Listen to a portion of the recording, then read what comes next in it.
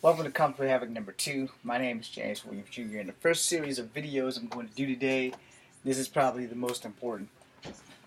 So, as a veteran, I think I can speak from the heart. And that as a veteran, we aren't really being taken care of the way we should be taken care of, in my personal opinion. Now, granted, I'm a veteran. Granted, I didn't get deployed or any of that shit, so we're not going to have any bullshit war stories or stolen valor crap because I didn't get deployed. That doesn't make me any less veteran. It doesn't make me any less of a soldier. I gave up a hip joining the armed forces, and I got a new hip, and I need a second new hip. That's not here or there. So I just joined the American Legion. All right. So as you don't know, I just joined the American Legion, and I did it because of the simple fact that vets aren't getting treated fairly. I am not getting treated fairly. Other vets are not getting treated fairly. I find it almost intangible that I can't get a job as a vet, even though I put it on there and I can't get a job.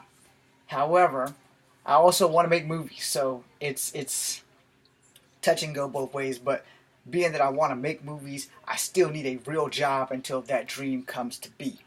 Now, I'm not giving up on that dream, but let's live in reality here. Until I can get in touch with the right people, I still have to work. I still have to make a living because at 46 years old, my dreams have gotten shattered one time too many. And I'm not going to continue to let them get shattered. I'm going to start grabbing the hammer before it hits the shattering of my dreams.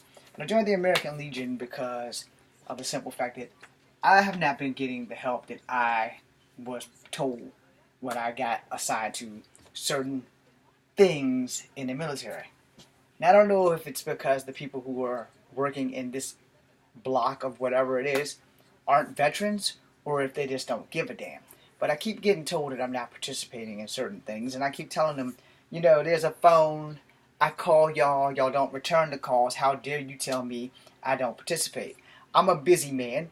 I don't have time to sit down and try to formulate a plan with my email. It's easy for you to tell me by phone what I'm not doing than to sit here and try to make me, who has a reading disability to begin with, to try and find you in my email and try to email you back when I can barely type a sentence and spell shit correctly because I can't spell with a damn.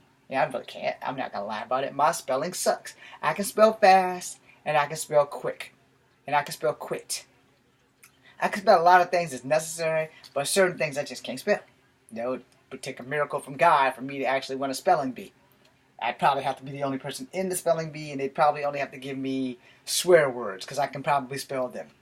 But the thing is, veterans aren't being treated fairly. Not just me, all of them. From the World War II vets that are still alive, the Vietnam vets, the Korean vets, Desert Storm, Persian Gulf. Not all vets are being seen. Not all vets are being talked to the same. Not all vets are being treated fairly. And you have a choice selected few that don't have this problem. But they're a minority versus the majority of us vets that don't get what we need.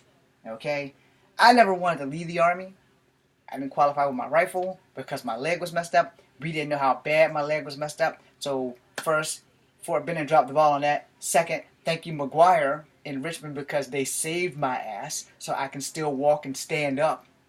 But joining infantry, my body wasn't built to carry 300 pounds a day. Henceforth, my body was basically destroyed. And now I have to have a living. I have to make a living. And I was promised when I got out that the block that I'm speaking of would help me achieve this goal. But for the time I've been out in 2011 until current day, I've pretty much gotten the finger. And they say I wasn't participating. But at that first year, when I tried to get things done, I wanted to be a school teacher. Okay? So the lady in charge of my case said, "No, James, we don't want you to be a school teacher because we really don't want to invest 5 years of our time and our life into that kind of a job." I probably would have been a great school teacher had I actually taught in a gym, because my mouth is a little foul. But if you understand what I'm going through, you'd have a foul mouth too. So then I went to them and said, okay, well, let me be a gym teacher then, because that's not going to take as long as being a certified school teacher, because I'm just teaching kids about fitness. So it's not going to be that long. It shouldn't be more than 2 years. I got the finger on that. Then they told me they discontinued me. When my father passed, I was like, how you discontinue me when you haven't really been helping me in the first damn place? And so I go over there and they make me take all these tests again. So I took these tests like 5 times. And I've been discontinued at least 5 times. And I may be getting another letter in the mail of being discontinued because no one's returning my phone calls. Vets aren't being treated fairly. And we need to change that. So for all you regular civilians, man, you guys gotta do something. You gotta contact Congress. You gotta tell them y'all need to treat the vets better. Because the vets are the ones that make the sacrifice. They're the ones that sign their name. They're the ones that take that damn oath of service. And they're the ones that are deployed this way, that way, and this way. I'm Army all fucking day. Once a soldier, always a soldier. But I will tell you one damn thing. The Army's not me. And it's not so much the Army as the people who are over top of the Army. The politicians that decide what veterans need. And 20% of them ain't served a day. Ain't went through boot camp. Ain't got family in the military. And I don't think that you should, if you're not a vet and you're in Congress, in like the Veterans Department, that's not where you need to be. You need to hire veterans and put them in that department so they understand that vets get the shitty end of a very large stick. We don't get the grip part.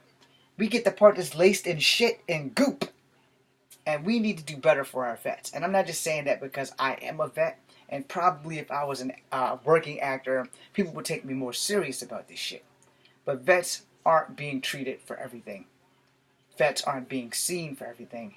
And more importantly, vets aren't being cared for everything. I'm James Williams Jr.